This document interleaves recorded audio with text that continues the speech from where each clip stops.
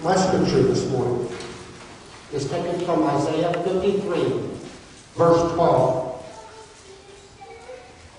Therefore, I will give him a portion among the great, and he will divide the spoils with the strong, because he poured out his life unto death, and was numbered with the transgressors. For he bore the sin of many, and made intercession for the transgressors. This is God's word.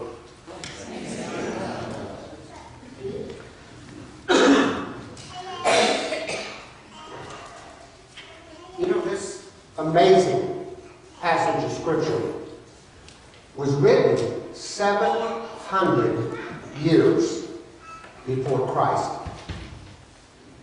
Yet it captures more so than any other Scripture the reason why Jesus came and died upon the cross. The details that the prophet give concerning the pain and suffering of Jesus could have only come from God. It touches the heart. When you read it, you would think that the prophet Isaiah, who wrote that book, was actually there at the cross where Christ died. Now, I have a story this morning. It's not a pleasant story. And the way I'm going to tell it is the way it was. It's killing time.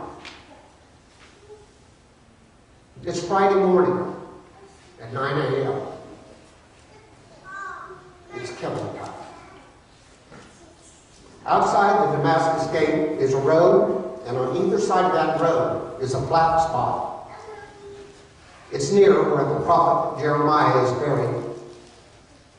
Up above that spot is a rocky outcropping, where if you study at a certain angle, it looks like a skull. You can see eroded into the limestone 2 sockets for eyes, a place for the nose, and maybe a place for the mouth. Skull Hill. They call it Golgotha. It was the place the Romans did their killing. And Friday was the day. And 9 o'clock in the morning was the time. The soldiers were ready to do their dirty work. They were Roman soldiers. They were from another part of the world. They weren't from Palestine. They weren't from Israel. They weren't followers of the law. They were soldiers who had a job to do. And it happened to be that they were on the death squad. They were in charge of crucifixions. On this particular Friday morning, their workload was light. Only 3 this week. They didn't know their names.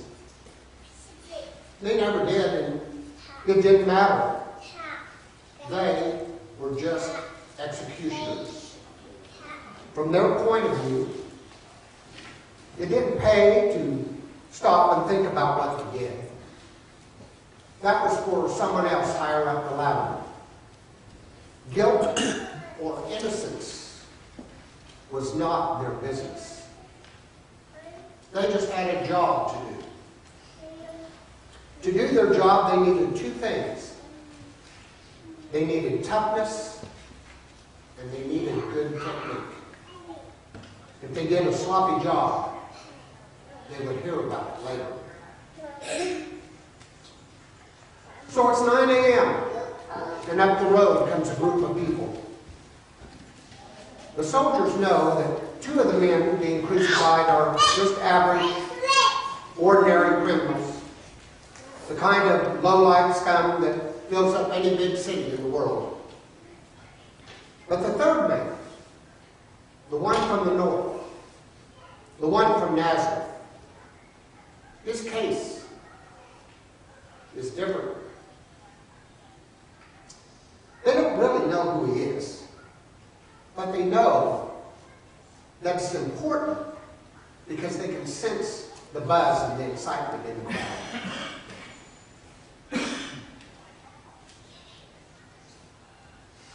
There were more people than usual. You know, there were a number of people at that time that used to just come out to see crucifixions. They just couldn't stay away from them for some reason. So there was a big crowd, and they were waiting for the action to begin. Up the road comes that parade of people, led by a porter carrying a cross. That couldn't be the one they were going to crucify. It turned out it was a man, Simon of Salina. Behind him, though, is a stooped figure.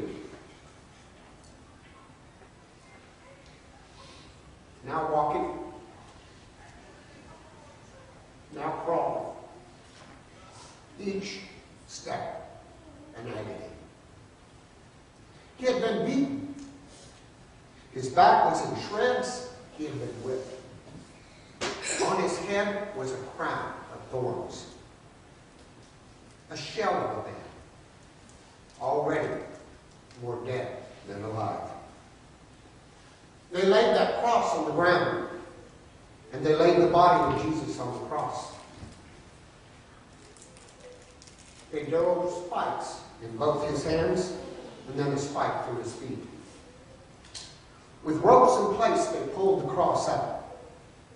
They dropped it into a hole, and it fell with a thud. And there was Jesus, beaten, bruised, exposed to the whole world, bloody, broken. A job well done. Someone called, "Get the dice, let's roll for his clothes."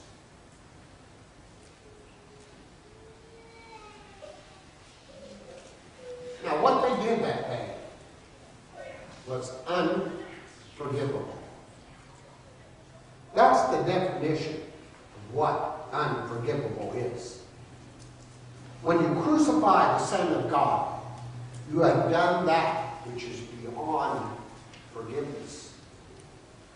And yet, Jesus said in his first words on the cross, "Father, forgive them, for they do not know what they do." This was the unforgivable sin. Yet Jesus said, "Father, forgive me."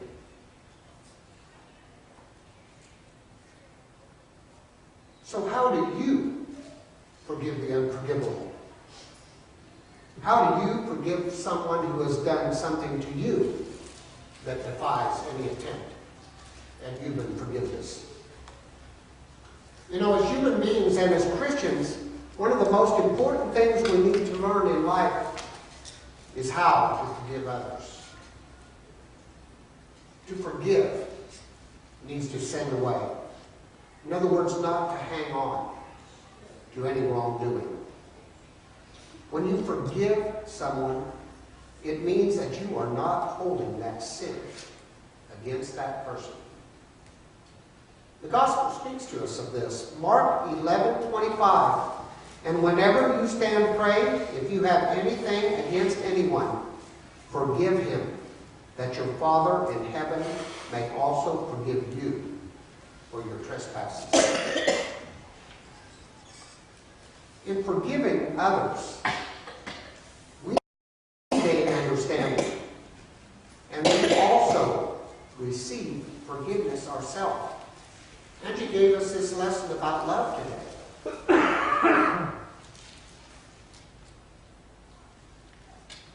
We gain love, but when we return it, how much bigger the portion? And that is the same way with forgiveness. Forgiveness is a tough lesson, Again, the gospel speaks to us. Matthew 6, 14 through 15. For if you forgive men their trespasses, your heavenly Father will also forgive you. But if you do not forgive men their trespasses, neither will the Father forgive your trespasses. So God is teaching us this lesson. Hard lessons. Matthew 18, 21 through 22.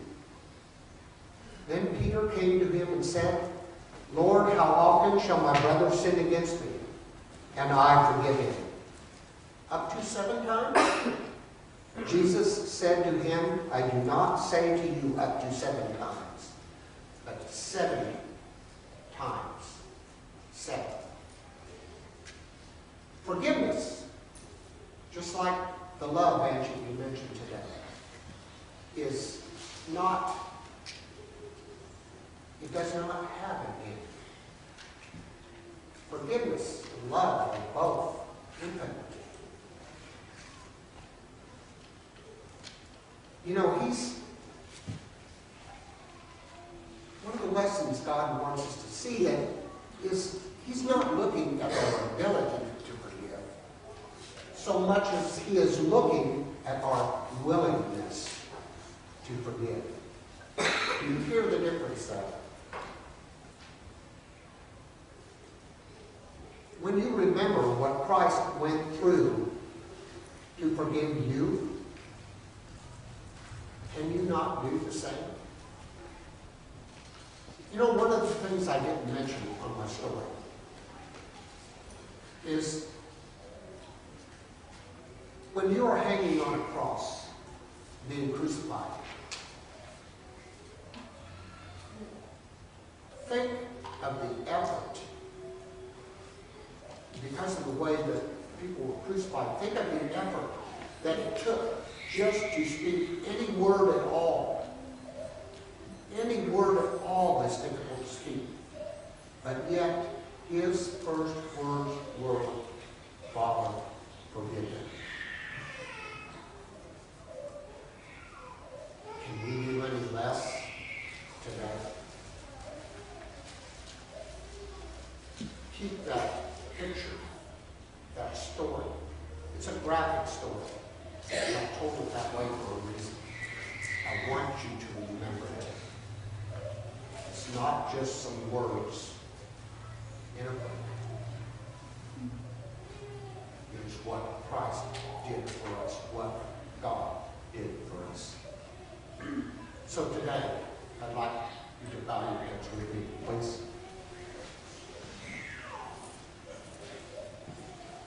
To forgive like you, Lord. Let us take this day as the law of our life. You who have given the command, give also us power. You who had enough love to forgive us, fill us with love and teach us to forgive others. You who gave us the first blessings in the joy of having our sins forgiven, give us now a second blessing, the deeper joy of forgiving others as you have forgiven us. Lord God, fill us with the faith in the power of your love in us to make us more like you, to enable us to forgive and so to love and bless all around us. Lord, please lead us deeper into our dependence on you. Let us believe in the power of love. Let us forgive even as Christ has forgiven us. Amen.